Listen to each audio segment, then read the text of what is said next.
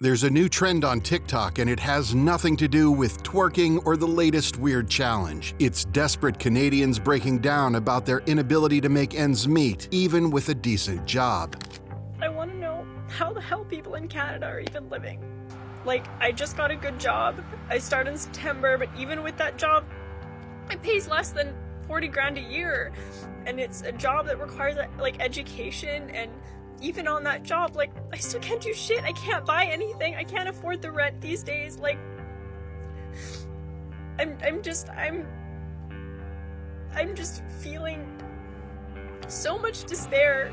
And I know I'm normally, like, really positive, but I'm just like, how is everyone else, and are you okay? Because the answer is probably no. The desperation is building up in Canada. As of last count, that video had 5.4 million views on TikTok, and there are dozens more like it. And it's not just anecdotes on social media. The data bears it out. A survey from insolvency trustee firm MNP Limited found that in July of this year, 52% of Canadians were within $200 of financial insolvency. That's up from 46% just 3 months earlier. Trouble is spreading quickly. The survey also revealed what's driving people's anxieties: rising household bills and food prices, not to mention rising debt costs, with interest rates having soared in the past year and a half. And in what might be the most shocking aspect of the survey, it turned out that 35% of Canadian households don't make enough to cover their current bills. That's the highest ever recorded on the survey, and up from 30% just 3 months earlier. But in the view of Justin Trudeau's Liberal government, Canada's economy is doing just fine, and Canadians have never been better off. Just listen to how Deputy Prime Minister Chrystia Freeland talks about the economy.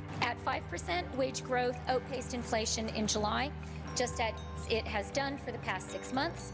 And at just 5.5%, unemployment is near historic lows. It's as if the government is completely out of touch with the reality on the ground. Freeland's cherry-picked facts ignore the fact before wages were growing faster than inflation, it was the other way around, and Canadians have lost about 8 to 10% of their spending power since the COVID pandemic. And Canada's supposedly low 5.5% unemployment rate is up from 4.9% at the start of this year. According to economists at Royal Bank of Canada, when the jobless rate rises this much this quickly, it's usually a sign of recession. And since the 1970s, there have only been 6 periods where the unemployment rate rose this much this fast, and 4 of those periods turned out to be recessions. It's a long way from where this government began 8 years ago, when it was swept into power on the promise of strengthening Canada's middle class. Just listen to Chrystia Freeland back then. I'm a fan of globalization. I'm a fan of the technology revolution. How could you not be?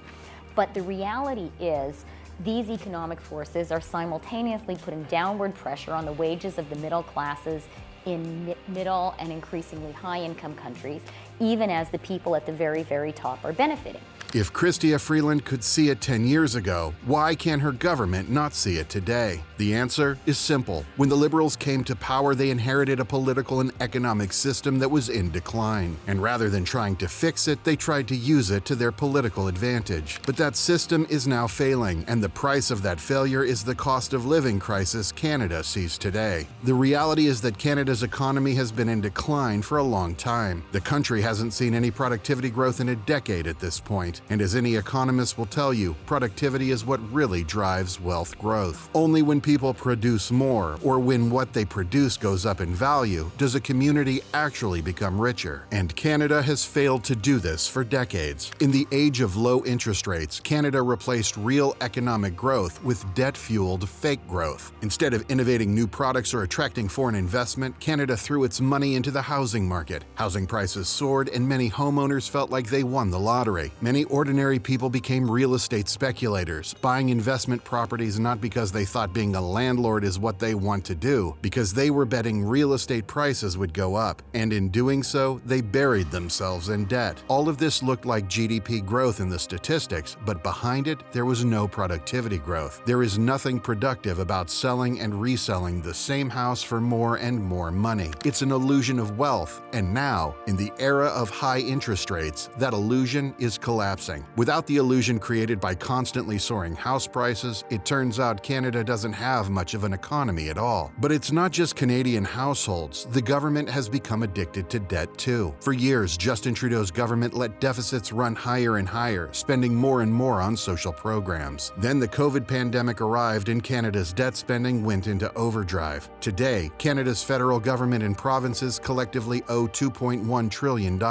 That's double the debt from just 15 years ago. All that spending during the pandemic had a side effect that many economists had warned about, but the government chose to ignore: inflation. Government debt spending is inflationary because it increases total demand in the economy. Many economists call inflation a hidden tax. Instead of the government raising taxes to make up for its debt spending, it devalues the currency instead. From the point of view of the consumer, that devaluation is inflation. Food prices in Canada have been running at above 8% for 2 years. Electricity prices are up 11% over the past year. And don't forget rent. Asking rates for apartments available for rent are up 21% nationwide in the past year. And now inflation is accelerating again. The overall inflation rate in Canada fell as far as 2.8% this summer, but has spiked back up to 4%. Food prices never even slowed down in the first place. When the consequences of massive debt spending arrived in 2022 in the form of inflation, the Bank of Canada set out to do what it's been tasked with doing: controlling inflation. And to do that means to raise interest rates, which is a problem for both the government, which is now seeing soaring interest payments on its debt, and for households, which are seeing their mortgage payments explode. With $2.9 trillion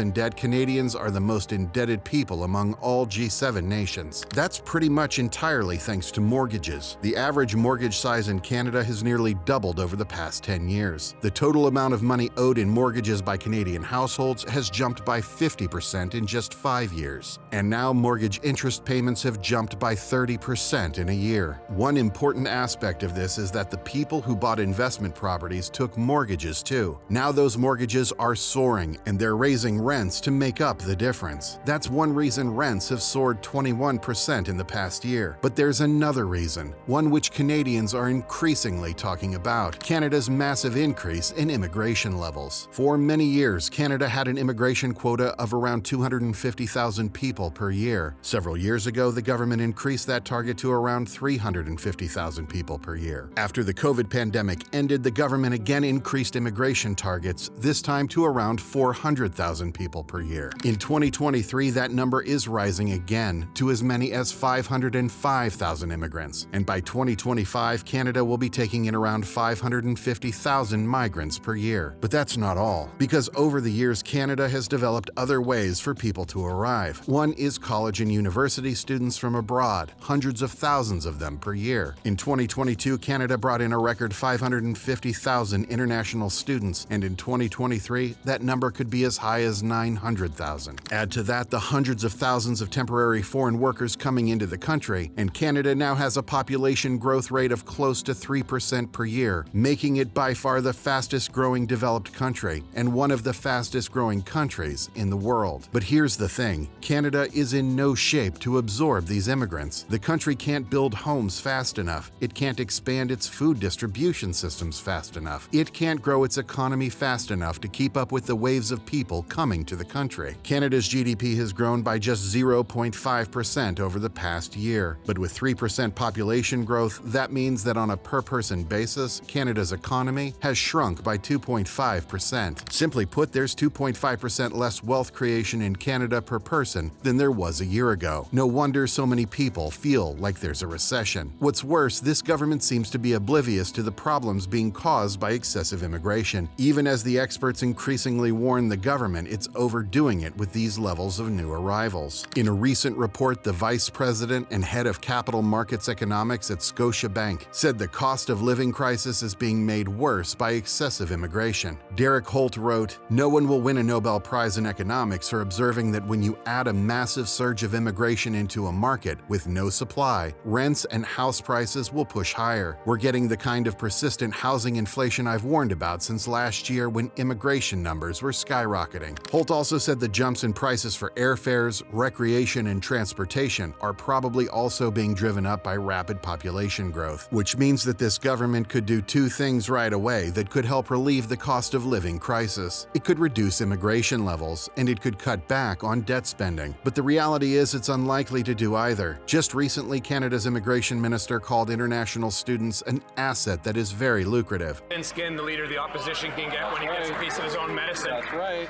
Look, international students are a credit to this country, Mr. Speaker.